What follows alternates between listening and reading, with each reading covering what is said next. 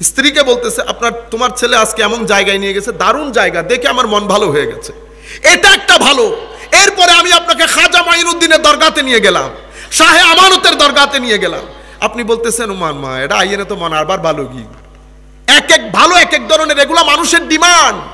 আপনি যতক্ষণ পর্যন্ত চতুর্মুখী এই ডিমান্ড ফুলফিল করতে পারবেন না, ততক্ষণ পর্যন্ত আপনি শান্তিতে থাকতে পারবেন না।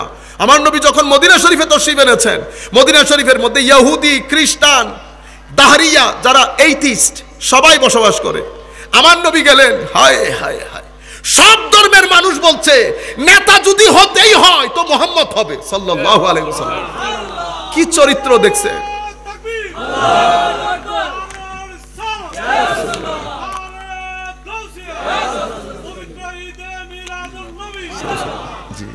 তো বলতে চাচ্ছিলাম, আপনি দেখেন আমরা এলাকার মধ্যে একটা ওয়ার্ডের 10 জন মানুষ নিয়ে চলতে পারি না, কারণ আমাদের সেই নির্ভরযোগ্যতা নাই। ছোট থেকে বড় আলেম হোক নাই।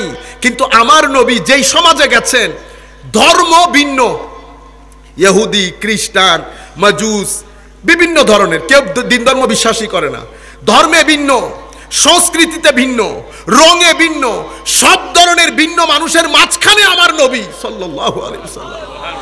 যেই দেখে আমার নবীকে, কোনা ইনি ইনি ইনি, সবাই ভোট দিচ্ছে। আমার নবী সংবিধান রচনা করেছে, পৃথিবীর ইতিহাসের প্রথম সংবিধান, রিটেন কনস্টিটিউশন বলি আমরা, first written constitution in the history of humanity. আমার নবী রচনা করলেন, কি দারুণ, 43টা আর্টিকেল দিয়ে, 43টা ধারা দিয়ে। প্রথম ধারা, আমরা সবাই মিলে এক জাতি। আমার নবী দেখছেন কনসেপ্ট কিভাবে ডেভেলপ করছে, এক জাতি, সবাই মিলে, সবাই ওই কনস্টিটিউশনের মধ্যে সিগনেচার করছে। সিগনেচার করে আমার নবীকে রাষ্ট্রের সর্বোচ্চ ব্যক্তি হিসেবে মেনে নিয়েছে। কিসের কারণে জানেন? চরিত্রের কারণে। চরিত্রের কারণে লাখ দ্বিমত থাকবে আমার নবীর সাথে। যখন বলা হয় আমানতদারি, যদি আমানতদারির কথা হয় তো মুহাম্মদের কোনো বিকল্প নাই সাল্লাল্লাহু আলাইহি ওয়াসাল্লাম। তো এমনিতে দ্বিমত। আবু সুফিয়ান পরবর্তীতে ইসলাম কবুল করেছেন, শুরুতে তো ইসলাম ছিল না, রাদিয়াল্লাহু আনহু আরদা। আবু সুফিয়ানকে নাজ্জাশী জিজ্ঞেস করতেছে এক জায়গায় নিয়ে, আচ্ছা বলো তো দেখি, এমনিতে মুহাম্মদ সাল্লাল্লাহু আলাইহি ওয়াসাল্লাম ব্যক্তি হিসেবে কেমন? তোমরা তো আসছো তাদের বিরুদ্ধে, তুমি আমাকে এতটুকুন বলো ব্যক্তি হিসেবে কেমন? আবু সুফিয়ান বলতেছে, যদি ব্যক্তির কথা বলো তো ওই ধরনের কোন মানুষ আমার 2 চোখ দেখে না, এই ধরনের মানুষ আমার 2 চোখ দেখে না। আমি এই জিনিসটা যুবকদের কাছ থেকে চাচ্ছি, আমার বয়সে, আমার চেয়ে কম বয়সে যারা আছে, আমরা চোখ কন্ট্রোল করি, জবান কন্ট্রোল করি।